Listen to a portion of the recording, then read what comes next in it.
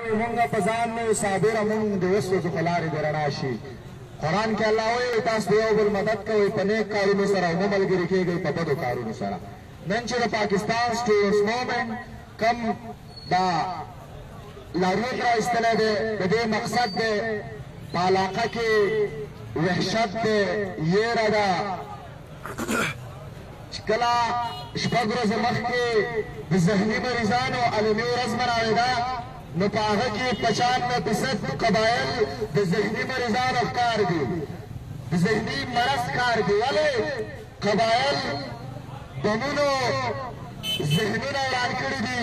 اوس دقه ویره ده چې ماخوستن ماشوم څه ملم د هغه په ذهن کې د غل یېری نو هغه چې سهار شي نو هغه به خامخا د دې بیمارۍ ښکار کېږي. همدغسې ریاست نه غواړي چې یو سړی ډاکو شي، یو سړی غل شي، یو سړی د چا قتل وکړي. خو داسې ملک دشمن عناصر دي چې هغه غواړي چې په ملک کې بدامني راولي او هغه د 2000 خراب راولي. کوم چې زمونږ د پیغلو نه مې پګۍ ولېدې او د جازونو باندې کورونو کې به اوسېدل هغه یو وړې خیمې ته لاړ. ملک دشمن عناصر غواړي چې هغه حالات راولي. همدغسې مختلف ګاډې راځي، څوک د سبزۍ په شکل کې، څوک د کرانې خرڅوونکو په شکل کې، هغه ته په جوانانو کې نشه خوروي. همدغه بیا د جوماتونو نه پیټیانې پټوي، همدغه کورونو ته راوړي.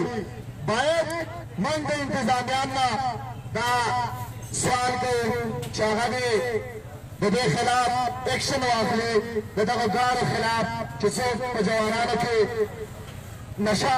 نشه خوروي. د ملک د نورو ملکونو په دا پاکستان نه پیرزو شي چې 75% جوانان لري چې دا روح پاتې شي او دا د ملک دپاره تحقیق کردار راکړي. هغه غواړي چې دا په نشو کې مخته شي، هغه غواړي چې دا په نشه کې مخته شي. همداسې موږ انتظامیه را دا درخواست کوو، موږ راوتو د شپې څوکیداري وکړو، که سکول نه لاړ شي سړی، کالج نه لاړ شي، انتظامیانو دې خلاف اکشن واخلي او دغه مسلې چې کومې دي په دې علاقه کې راپورته شوي دي دغه دې ختمې کړي. او کوم چې د نشو خبره ده بل موږ اصل د طرفې نه ډېر پس پاتې شوي یو. موږ چې کوم پښتانه یو دنیا کې ته ورسېده موږ اوس هم په دغه مزل کوو، هر کډې ته سلام کوو. نو باید پکار ده د واګدارانو څخه دا پوښتنه کوو، دا سوال پې کوو چې هغوی زموږ رویونه هم جوړ کړي او موږ ته ژوند سهولت هم راکړي، موږ ته علم راکړي. ځکه علم رڼا ده. که چېرته علم وی په دې خلکو کې هلته 15 کسه راوځي په ملکونو کې دا شی نشته. ولې هلته خلکو کې اویرنس دی، تعلیم دی. دلته دا خلکو مجبوره کړي دي. نن چې دا کوم خلک ولاړ دي دا مجبوره شوي دي چې په دې باندې چې راوځي. نو زموږ انتظامیان درخواست دی او د دغه نشې خلاف هم انتظامیه دغه وکړي. نو